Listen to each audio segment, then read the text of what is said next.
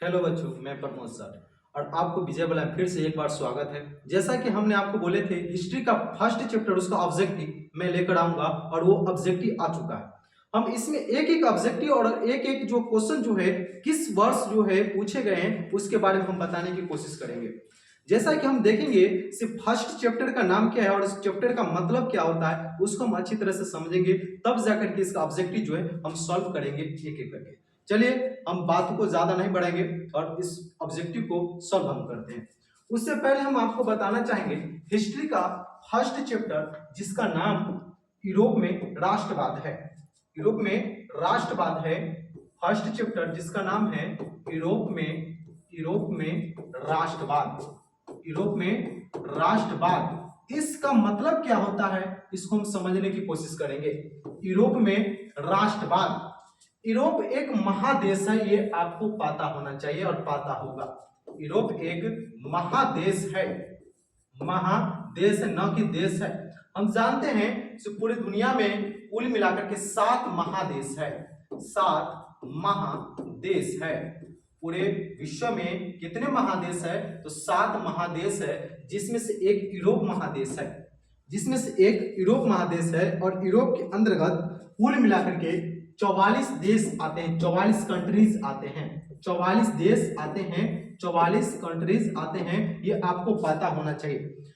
जिसमें से 7 महादेश है और उसमें से सबसे बड़ा महादेश का नाम पूछ दे तो आप उसका जवाब दीजिएगा एशिया महादेश। एशिया, एशिया महादेश, एशिया महादेश, एशिया महादेश, महादेश। अब देखिए एशिया महादेश जो है इसमें कुल मिलाकर के 50 कंट्रीज, 50 देश आते हैं, लगभग 50 देश आते हैं एशिया महादेश में, जिसमें से एक भारत भी है। अब पूछेंगे भारत किस महादेश के अंतर्गत आते हैं तो एशिया महादेश के अंतर्गत आते हैं। और यूरोप में हम अभी पढ़ेंगे यूरोप में राष्ट्रवाद, तो हम सिर्फ यूरोप के बारे में चर्चा करेंगे। यहाँ पे देखिए यूरोप में कुल मिलाकर के 44 देश आते हैं और 44 देश में से जिसमें से हम पढ़ेंगे जर्मनी के बारे में। जर्मनी भी यूरोप महादेश के अंतर्गत ही आते हैं, जर्मनी आते हैं। और फ्रांस भी यूरोप महादेश के अंतर्गत आते हैं। इटली के बारे में जो हम पढ़ेंगे, इटली के एकीकरण, जर्मनी के एकीकरण, ये सब जो है यूरोप महादेश के अंतर्गत आते हैं। इटली, ये सब जो लगभग जो अधिकांश जो देश है जिसके बारे में हम अभी चर्चा करने वाले हैं एक एक करके, ये सब जो कंट्री जो है यूरोप महादेश के अंतर्गत आते हैं। और ये जो है यहां से ज्यादा सब्जेक्टिव एंड ऑब्जेक्टिव दोनों तरह के क्वेश्चन बनते हैं। चलिए हम आगे बढ़ते हैं। फर्स्ट क्वेश्चन कोड चैप्टर के नाम है यूरोप में राष्ट्रवाद। उससे पहले एक चीज और हम आपको बता दें, यूरोप में राष्ट्रवाद इसका मतलब क्या होता है। राष्ट्रवाद का मतलब होता है, राष्ट्रवाद का मतलब होता है, राष्ट्रवाद का मतलब होता है, अगर इसका हम संधि विच्छेद करते हैं तो राष्ट्र जोड़ वाद आता है, राष्ट्र जोड़ वाद आता है। राष्ट्र के मतलब होता है देश, राष्ट्र का मतलब होता है देश, जबकि वाद का मतलब होता है प्रेम, भावना, ये सब जो है वाद के मतलब होता है। यानी इसका परिभाषा हो गया देश के प्रति प्रेम की भावना को ही राष्ट्रवाद कहते हैं। देश के प्रति प्रेम के भावनाओं को ही राष्ट्रवाद कहते हैं। अब यहां पे देखिए, और इसका परिभाषा पूछ दे, और इसका परिभाषा इंट्रोडक्शन पूछ दे राष्ट्रवाद किसे कहते हैं, तो ऐसे आप लिखिए देश के प्रति प्रेम भावना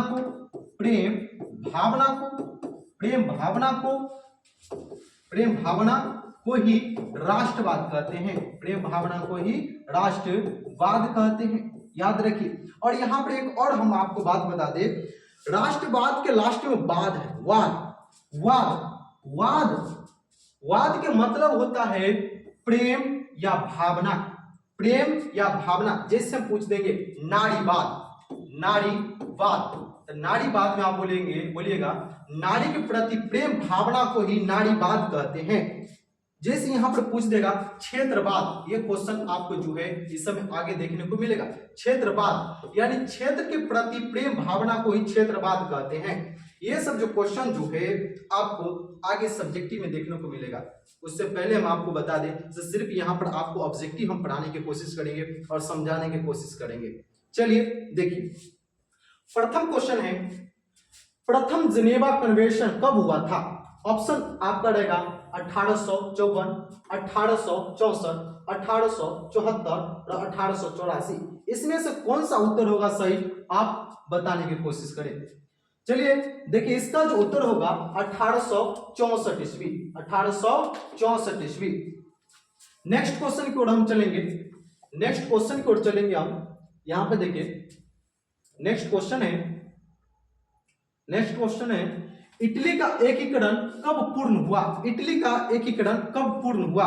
ऑप्शन ए है 1861, ऑप्शन ए है 1861, 1861, ऑप्शन ए है 1861, ऑप्शन बी है 1871, ऑप्शन सी है 1720 और ऑप्शन डी है 1817। इस चार ऑप्शन में से आप कौन जो है इसका राइट आंसर होगा? इसका आंसर है 1871 ईस्वी, 1871 ईस्वी। इटली का एकीकरण जो है 1871 ईस्वी को पूर्ण हुआ था। हम जानते हैं कि इटली जो है कई भागों में, छोटे छोटे भागों में बटा हुआ था, जिसको एकीकरण करने में बहुत ही मुश्किल का सामना करना पड़ता था। इसमें जो है बहुत क्रांतिकारी ने अपने भाग जो है अपना योगदान निभाया इटली के एकीकरण में। चलिए नेक्स्ट क्वेश्चन है आपका, नेक्स्ट क्वेश्चन है आपका, next question, Louis Philippe, Louis Philippe किस देश का शासक था?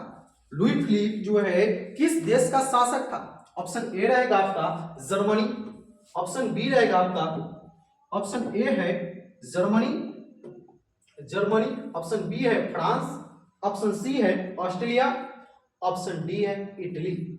अब बताइए लुई फिलिप जो है किस देश का शासक था? तो आपका आंसर होगा, आपका आंसर होगा जर्मनी का, जर्मनी का जो है लुई फिलिप शासक था। नेक्स्ट क्वेश्चन को हम बढ़ते हैं। नेक्स्ट क्वेश्चन है आपका, नेक्स्ट क्वेश्चन है आपका, नेक्स्ट क्वेश्चन है, यूरोपीय सभ्यता का पालना किसे कहा जाता है? यूरोपीय सभ्यता का पालना, हम जानते हैं यूरोप एक महादेश है। अभी अभी हम आपको बताए हैं यूरोप एक महादेश है। यूरोप जो है, यूरोप यूरोप यूरोप एक महादेश है, न कि देश है, महादेश है। इसके अंतर्गत कुल मिलाकर के लगभग 44 देश आते हैं और यूरोप में लगभग 44 देश आते हैं। तो यहाँ पर क्वेश्चन है, यूरोपियन सभ्यता का पालना किसे कहा जाता है? ऑप्शन ए रहेगा यूनान को, ऑप्शन बी रहेगा पुर्तगाल को, ऑप्शन सी रहेगा आपका, ऑप्शन सी रहेगा इंग्लैंड को, ऑप्शन डी रहेगा आपको, ऑप्शन डी रहेगा आपको पोलैंड को। तो आप इसमें से कौन सा उत्तर दीजिएगा? आप इसमें से कौन सा उत्तर दीजिएगा? तो इसका उत्तर होगा आपका जो है, इसका उत्तर होगा इंग्लैंड, इसका उत्तर होगा इंग्लैंड का। नेक्स्ट क्वेश्चन और हम बढ़ते हैं। नेक्स्ट क्वेश्चन है आपका, नेक्स्ट क्वेश्चन है, नेक्स्ट क्वेश्चन है आपका, बोहेमिया, बोहेमिया जो है निम्न में से किस देश के अधीन था? बोहेमिया जो है निम्न में से किस देश के अंतर्गत अधीन था? यानी कहने का मतलब बोहेमिया एक जो है, बोहेमिया, बोहेमिया जो है यूरोप महादेश के एक देश है। बोहेमिया जो है, बोहेमिया, बोहेमिया, बोहेमिया जो है पूछेंगे किस महादेश के अंतर्गत आते हैं? तो यूरोप महादेश के अंतर्गत आते हैं। बोहेमिया जो है यूरोप महादेश के अंतर्गत आते हैं। ऑप्शन, और यहाँ पे क्वेश्चन क्या कहता है? यहाँ पे क्वेश्चन कहता है बोहेमिया, बोहेमिया निम्न में से किस देश के अधीन था? कोई देश जो था जो बोहेमिया पर जो है, बोहेमिया पर कब्जा कर चुका था और उसको जो है अपने अधीन कर रख चुका था, वो देश कौन सा है? ऑप्शन ए रहेगा आपका ऑस्ट्रेलिया, ऑप्शन बी रहेगा यूनान, ऑप्शन सी रहेगा तुर्की, ऑप्शन डी है पोलैंड। आप बताइए इसमें से कौन सा उत्तर सही होगा? इसका उत्तर जो है ऑस्ट्रेलिया होगा, ऑस्ट्रेलिया होगा। बोहेमिया के जो है, बोहेमिया पर जो है एक देश का आधिपत्य था जिसका नाम है ऑस्ट्रेलिया। ऑस्ट्रेलिया के बारे में आप इस चैप्टर में बहुत विस्तार से पढ़िएगा। और ऑस्ट्रेलिया ने बहुत सारे जो है देश को जो एकीकरण के जो है रोकने में जो है महत्वपूर्ण योगदान निभाया। कहा जाता है ऑस्ट्रेलिया जो है इटली का एकीकरण के जो सबसे बड़ी बाधा था ऑस्ट्रेलिया। हम बोलेंगे इटली के एकीकरण, इटली के एकीकरण के सबसे बड़ी बाधा, सबसे बड़ी बाधा कौन था? तो आप यहां पर उत्तर दीजिएगा। इटली के एकीकरण का सबसे बड़ी बाधा जो था वो था ऑस्ट्रेलिया। कौन था? ऑस्ट्रेलिया। इटली की जो एकीकरण की सबसे बड़ी बाधा कौन था? तो वो ऑस्ट्रेलिया था। चलिए हम आगे बढ़ते हैं। नेक्स्ट क्वेश्चन है आपका, नेक्स्ट क्वेश्चन है निम्न में से कौन मित्र राष्ट्र के गुट में शामिल नहीं था? निम्न में से कौन सा देश जो है मित्र राष्ट्र के अंतर्गत शामिल नहीं था? आप यहां पर आपको समझना है ये मित्र राष्ट्र क्या होता है, ये मित्र राष्ट्र क्या होता है, और एक होता है धुरी राष्ट्र। क्या होता है? धुरी राष्ट्र। ये दोनों के बारे में आपको नेक्स्ट वीडियो में, और वीडियो बनाएंगे तो हम समझाने की कोशिश करेंगे। अभी सिर्फ ओनली ऑब्जेक्टिव बताने की हम कोशिश करेंगे, जो कि कुछ हम इसका पॉइंट जो है अभी हम समझा देते हैं। एक जब विश्व युद्ध हुआ था तो जो पूरे दुनिया के देश जो है दो गुटों में बटा हुआ था, दो गुटों में विभाजित हो चुका था। एक था आपका मित्र राष्ट्र और दूसरा था धुरी राष्ट्र। मित्र राष्ट्र में वो शक्तिशाली देश था जिसका नाम जो है एक गिने चुने में आते हैं। जैसे में यहाँ पर एक अमेरिका एक बहुत बड़े शक्तिशाली देश के रूप में जाने जाते हैं। और अमेरिका जो है मित्र राष्ट्र के जो है मित्र राष्ट्र के एक सदस्य था। दूसरा है आपका इस मित्र राष्ट्र में जो है एक अमेरिका था। अमेरिका जो दुनिया का सबसे बड़े शक्तिशाली देश था, सब मित्र राष्ट्र में शामिल था। दूसरा था ब्रिटेन, तीसरा था आपका फ्रांस, और चौथा था रूस। ये सब जो देश जो है मित्र राष्ट्र में शामिल था। ये सब जो देश जो है मित्र राष्ट्र में शामिल था। रूस एक था रूस। अब यहां पे देखिए अमेरिका, ब्रिटेन, फ्रांस, रूस, ये सभी देश जो है मित्र राष्ट्र में जो है मित्र राष्ट्र के अंतर्गत थे। और जो सबसे कमजोर देश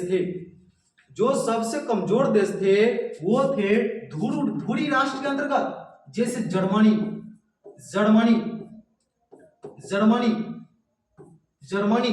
और जो है जो कमजोर देश थे वो जो है धुरी राष्ट्र के अंतर्गत आते थे। यहां पर क्वेश्चन क्या कहता है, निम्न में से कौन मित्र राष्ट्र के गुट में शामिल नहीं था?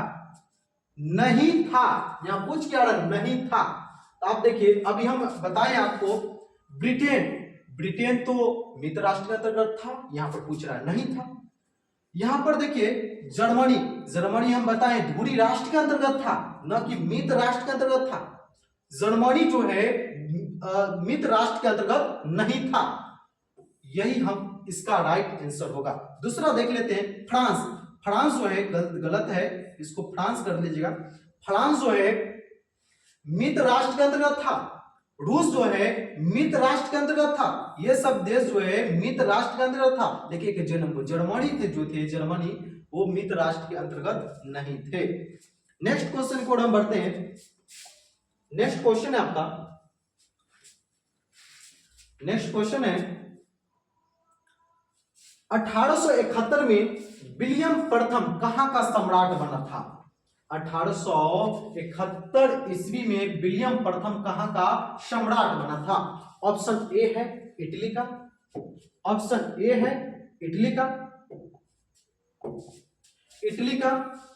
बी है इंग्लैंड का, और ऑप्शन सी है जर्मनी का, और ऑप्शन डी है पोलैंड का।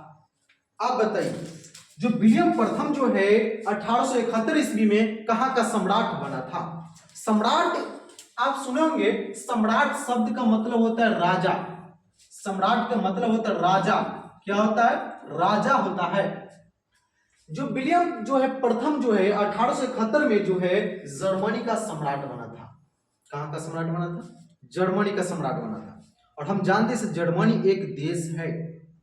जर्मनी जो है एक देश है, और जर्मनी भी जो आगे आप पढ़िएगा, जर्मनी के एकीकरण, जर्मनी के एकीकरण में बाधा, जर्मनी के एकीकरण कैसे कैसे हुआ, इसमें किसका बहुत महत्वपूर्ण योगदान रहा। आप जानते हैं जर्मनी एक देश है और जो कि यूरोप महादेश के अंतर्गत आते हैं। यूरोप महादेश के अंतर्गत आते हैं।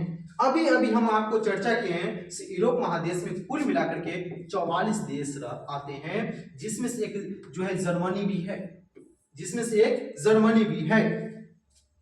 यूरोप एक महादेश है, ये आपको ऑब्जेक्टिव जो है पूछ सकता है। यूरोप देश है, ऑप्शन रहेगा यूरोप क्या है, ऑप्शन ए रहेगा देश, ऑप्शन बी रहेगा राज्य, ऑप्शन सी रहेगा महादेश, ऑप्शन डी रहेगा इनमें से कोई नहीं। तो आप क्या जवाब दीजिएगा? यूरोप एक महादेश है। यूरोप एक क्या है? महादेश है। यूरोप एक महादेश है। चलिए नेक्स्ट क्वेश्चन को हम देखते हैं। नेक्स्ट क्वेश्चन आपकी स्क्रीन पे, नेक्स्ट क्वेश्चन है, यहां पर लिखा हुआ है क्वेश्चन जो है सार्डिनिया, सार्डिनिया का जो है राजा कौन था? सार्डिनिया का जो है, सार्डिनिया का राजा कौन था? इन चारों ऑप्शन में से हमको चूज करना है, इस चारों ऑप्शन में से इसका राइट आंसर क्या होगा? ऑप्शन ए है Victor Emmanuel, Victor Emmanuel, Victor Emmanuel, option A है विक्टर इमैनुअल, ऑप्शन बी है नेपोलियन, ऑप्शन सी है चार्ल्स 10, और ऑप्शन डी है इनमें से कोई नहीं, इनमें से कोई नहीं। चलिए इसका हम राइट उत्तर बताते हैं, राइट आंसर बताते हैं। देखिए इसका उत्तर होगा विक्टर इमैनुअल। विक्टर इमैनुअल एक राजा था, याद रखिएगा, एक राजा था। विक्टर इमैनुअल जो है एक राजा था।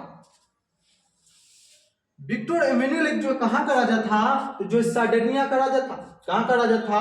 सार्डिनिया, सार्डिनिया, सार्डिनिया का राजा था। विक्टर इमैनुअल जो है कहां का राजा था? तो सार्डिनिया का, सार्डिनिया, सार्डिनिया का राजा था। अब ये सार्डिनिया का जो राजा था, अब पहले के जो राजा जो थे अपने राज्य के लिए एक प्रधानमंत्री का चुनाव करते थे, खुद एक प्रधानमंत्री को चुनते थे, जिसमें एक विक्टर इमैनुअल जो राजा थे, इन्होंने अपने लिए और अपने राज्य के लिए एक जो है प्रधानमंत्री का चुनाव किया, जिसका नाम था मेटरनिक। क्या नाम था? Metternich, Metternich. याद रखिएगा ये क्वेश्चन जो है पूछेगा, मेटरनिक जो है किसका प्रधानमंत्री था? तो जो है विक्टर इमैनुअल का, विक्टर इमैनुअल का जो है प्रधानमंत्री था मेटरनिक। नेक्स्ट क्वेश्चन की ओर हम चलते हैं। नेक्स्ट क्वेश्चन है आपका, नेक्स्ट क्वेश्चन है इटली के एकीकरण का प्रमुख नायक कौन था? Most important question. आप यहां पे देखिए क्वेश्चन जो है मोस्ट इंपोर्टेंट क्वेश्चन है, इटली के एकीकरण का प्रमुख नायक, जो कि इटली के एकीकरण में जो है महत्वपूर्ण योग्यता जो है, महत्वपूर्ण जो भूमिका निभाया था, उसका नाम जो है इसमें से बताना है कौन था वो। हम जानते हैं इटली जो है एक देश है, इटली जो है एक देश है,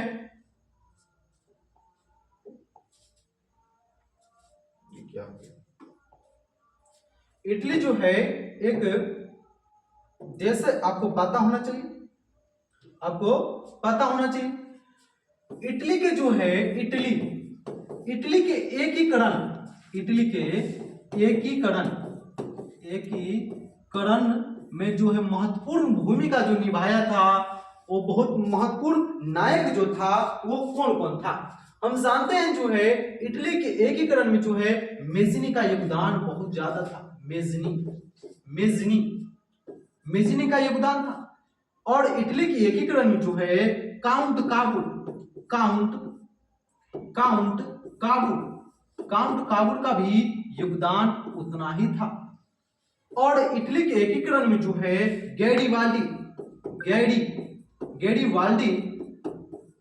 गैरिबाल्डी का भी योगदान काफी था। ये वो नायक है जो कि इटली के एकीकरण में महत्वपूर्ण भूमिका निभाए थे। अब यहाँ पे देखिए गैरिबाल्डी जो है, इसको गैरिबाल्डी को जो है, ये गैरिबाल्डी जो पेशे से एक नाविक था। क्या था? नाविक। नाविक होता क्या है? जो नाव चलाता है। जो नाविक होता क्या है? जो नाव चलाता है। गैरिबाल्डी एक नाव चालक था जो कि नाव चलाते थे। गैरिबाल्डी पेशे से नाविक थे, मछुआरे थे।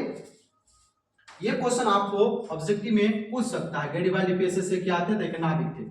तो ये वो महानायक है जो कि इटली के एकीकरण में महत्वपूर्ण भूमिका निभाए थे। क्वेश्चन यहाँ पे क्या कह रहा है? क्वेश्चन कह रहा है इटली के एकीकरण का प्रमुख नायक कौन था? ऑप्शन ए रहेगा मेजिनी, ऑप्शन बी रहेगा काबुल। इसको काउंट काबुल लिख देगा, काउंट काबुल। नेक्स्ट रहेगा option C Garibaldi, option D इनमें से सभी। इनमें से सभी भी ऑप्शन है।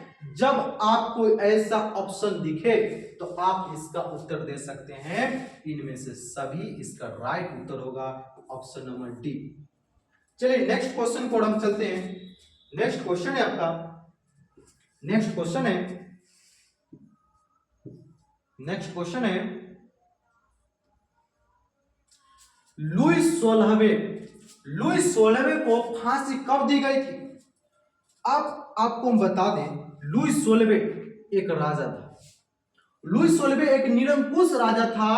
यह कहा जाता है लुईस 16वें जो है, लुईस 16वें ये ज्यादातर जो है अपने राज्य के प्रति काम नहीं करते थे, जिसके कारण जो है इसको फांसी दी गई थी। और ये फांसी कब दी गई थी? इसका ऑप्शन ए है 1748 ईस्वी, ऑप्शन बी है 1793, ऑप्शन सी है आपका 1798, ऑप्शन डी है 1854।